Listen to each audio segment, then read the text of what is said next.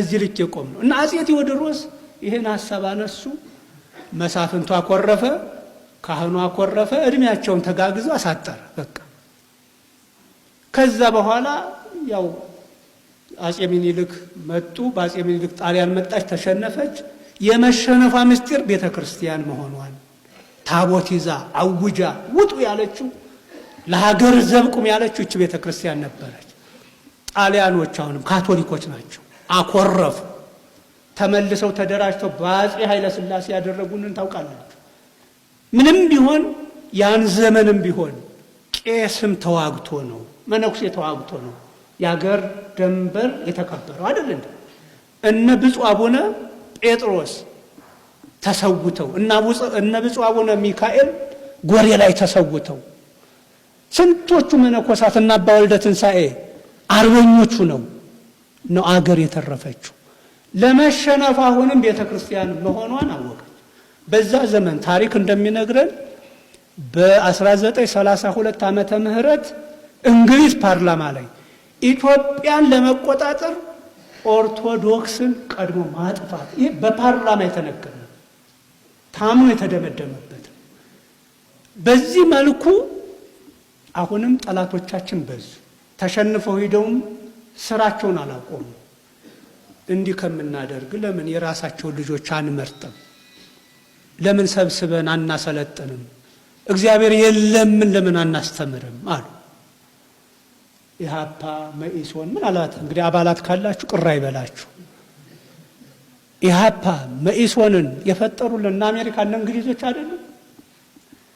መተው እነሱ ያላሸነፏትን ሀገር ያልጣሏትን ቤተክርስቲያን የኛኑ ወጣት እግዚአብሔር የለም እንዲል አድርገው አሳምነው እግዚአብሔር አለ የሚሉትን ኃይለ ሥላሴን ገደለ፣ ፓትርያርኩን ገደለ።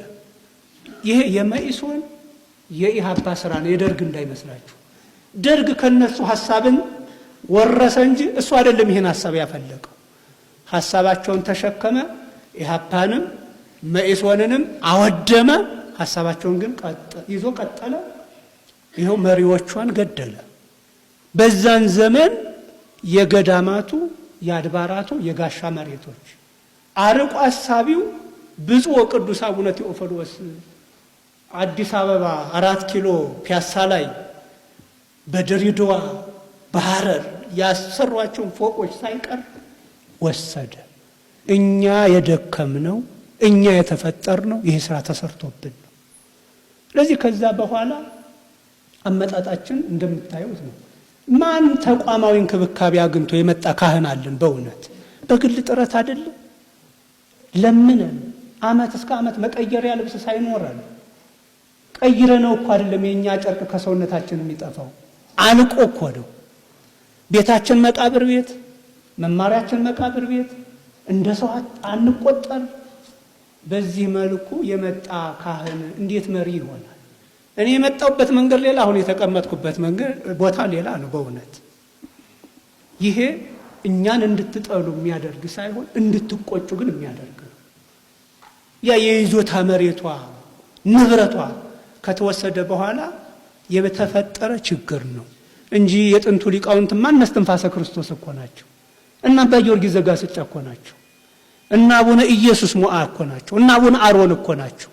እና አቡነ ዮሴፍ እኮ ናቸው። እና አቡነ በጸሎተ ሚካኤል እና አባ ጽጌ ድንግል እኮ ናቸው ሊቃውንቱ እኮ። እነሱን ያልመሰልነው ለምንድን ነው? በዚህ ሁኔታ ተደብድበን ምንም አይነት ተቋማዊ እንክብካቤ አተን በግል ጥረት በወላጆቻችን ፍላጎት ብቻ የመጣን ስለሆነ እንጂ እያንዳንዱ ካህን ክህነት እንዲህ አይነት ዋጋ ያስከፍላል ተብሎ ተነግሮታል እንዴ? እንዲሁ ማህሌት ለመቆም ያህል ቅዳሴ ለማሟላት ያህል የመጣን ሰዎች ጳጳሳት ሆን ይህ የመምሪያ ኃላፊዎች ሆን እና በዚህ